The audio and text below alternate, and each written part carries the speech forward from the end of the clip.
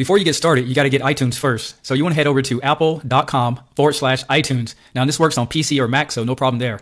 Then you want to click on download iTunes, and then it should automatically detect what type of computer that you files you need for your computer, and just click on download.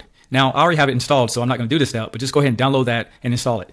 Now when you have iTunes up, one thing you need to do is go over here to this little icon that has a little picture, and you want to go ahead and log into your iTunes account. That way, any apps that you might have purchased will be authorized with this computer. In order to authorize your computer, you go over here to the top, and then you want to click on Store, and then you want to authorize this computer. Now, the thing about authorizing a computer, you are allowed 5 computers, and you can only change or delete those once a year. So just keep in mind, whenever you do that, make sure it's a computer that you're going to continue to use. Now, to get started, just let you know, this works with iPads, iPods, and iPhones. So I have an iPod here. I'm going to go ahead and plug in the USB cable right into the bottom of it with the Lightning port. Now, once it's connected, you should get this little pop-up showing which device that you just plugged into it. So I'm going to go ahead and click on that, and it should automatically go right to summary. Now, keep in mind, when you do summary, it's just going to show what apps you have installed, what music, movies, just basically photos and things like that that you previously installed in it.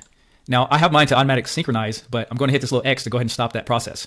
Now, you have a couple ways you can back up. Now, I know a lot of people think the iCloud backs up everything. It simply does not. So if you read right here, it says backups are mostly your important data on your iPod, iPad, or iTouch there. Now, that's good, for photos and things like that. So let's go over to the iCloud web account so I can show you what's actually inside of there. Now, here I am logged into my iCloud, and you can see you have your mail, like that's usually like your iCloud mail that you set up. You have your contacts, your calendar events, Cloud Drive. Just basically, it's kind of like the Dropbox, but it's for Apple. You can find your Apple products as long as you have Find My iPhone turned on your device. Your notes, reminders, pages where you can kind of make like some different publishing applications, sales numbers, keynotes, and your settings. So that's all really that iCloud is backing up right here. So let's go back over to iTunes so we can go ahead and show you how to do the backup. Now, what I like to do is manually back up my products. The iCloud I leave in there, but I don't really use it that much, just because I just know you get 5 gigs of storage, and after that, it's 99 cents like for 20 gigabytes, and you can pay more for that. So what you want to do is you want to check this to back up on this computer. You can encrypt the file with a password. That's good if you have like a lot of people using the same iTunes account. So you want to make sure you synchronize your right products. You can change that right there. And then what we want to do is click on backup. Now, this is why you have to log into the iTunes store, is because it needs to authorize this computer to transfer those purchases that you made over to this computer with no problem. So let's go ahead and transfer purchases. And again, if you had music in there and apps you purchased, that's basically what that's going to be used for. So at the top here, you can see syncing and backing up right there. Those two things, that's the way you know to start to back up your files.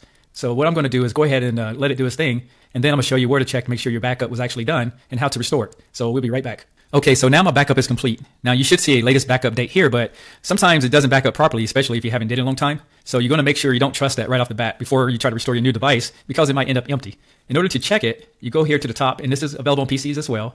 So you want to go to like the iTunes and then Preferences, and then you want to go and click on Devices.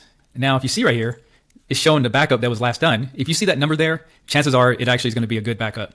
Now, as you back up over time, you'll have a whole list here, and you can actually just highlight each one and delete them one at a time, for if it's an old product that you don't own anymore. So let's go ahead and start the restore process. So as long as your device is plugged in, you can go ahead and restore, and then you'll have that checkbox list of all the different backups. So let's say, for example, you change something on your phone, and then like a month later, you mess something up, and you want to go back to that original, then you can actually find it on that list as long as you did that backup. And then you're going to simply press restore.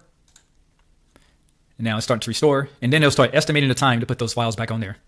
Now, since I didn't do a major backup, you can see right here it's estimating about 2 minutes. But like if you had a product that was completely wiped off or in recovery mode, this could take from 20 minutes up to 4 or 5 hours, depends on how fast your computer is. So let me go ahead and finish that up. Now, once your product gets done actually doing all the backup and restore process, it will reset the product. Now, if you notice here, the iPod icon is gone. It's because it's resetting right now. And once that comes back up,